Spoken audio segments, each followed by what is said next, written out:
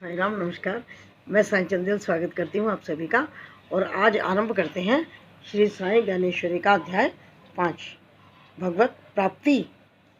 इसमें श्री साई और हरि भाव जी के संवादों का वर्णन है। आरंभ करते हैं।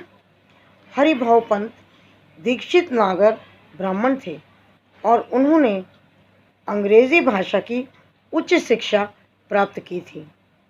जिस प्रकार से भंवरा कमल के फूल पर न्योछावर हो जाता है, उसी प्रकार से हरि भाव श्री साई के चरणों में पूर्णतः समर्पित थे।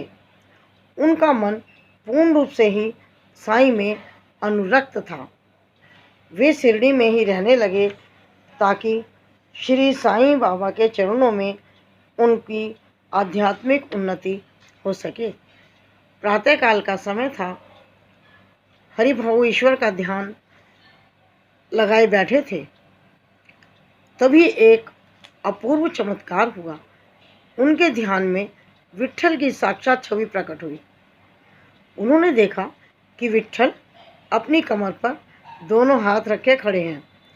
उनके गले में तुलसी की माला है। इस छवि को देखकर हरि भाव का मन आनंद विभोर हो गया।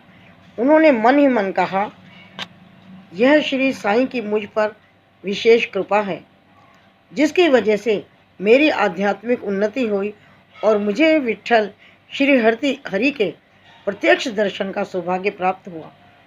हालांकि मैं इस योग्य नहीं था, परंतु श्री साई ने मुझे इस लायक बनाकर मुझे श्री हरि के दर्शन करा दिए। इस अनमोल आध्यात्मिक लाभ के अलावा अब मेरी कोई भी अन्य मनोकामना नहीं है। दीक्षित आनंद मग्न थे। वे मस्जिद आए और उन्होंने श्री साई के दर्शन किए। श्री साई ने हरि पंत को कहा, काका, आज का दिन कितना अच्छा है। आज के दिन तुम धन्य हो गए। क्या विठोबा पाटिल खुद चलकर तुम्हारे पास नहीं आए? जो संतवाड़ी के पाटिल हैं, वे सागर का कल्याण करने वाले हैं। यानी संतों के मन मंदिर में निवास करने वाले पाटिल ईश्वर संसार का उद्धार करते हैं। उस विठोबा पाटिल के गुणों का वर्णन करने में शब्द छोटे पड़ जाते हैं। श्री साई के ऐसे वचन सुनकर हरि भाव ने अपने दोनों हाथ जोड़े और कहा, हे बाबा, आपके कार्य ही अद्भुत, ऐसे अनोखे हैं। आपके लीला का कोई ठोर नहीं। आपकी लीला को कोई नहीं जान सकता। आपकी लीलाओं का वर्णन नहीं किया जा सकता। हे श्री साई, हम आपके बच्चे हैं। आप हमारी माता हैं। एक बच्चे के लिए अच्छा क्या है और अच्छा क्या नहीं है, इसे सिर्फ माँ का हृदय ही जानता है। हमारे हित में क्या है, हमारे लिए कल्याणकारी क्या है, इसे केवल आप ही जानते हैं। हे श्री साई, मैं आपका एक अबोध बालक हूँ। मैं आपसे क्या विनती करूँ?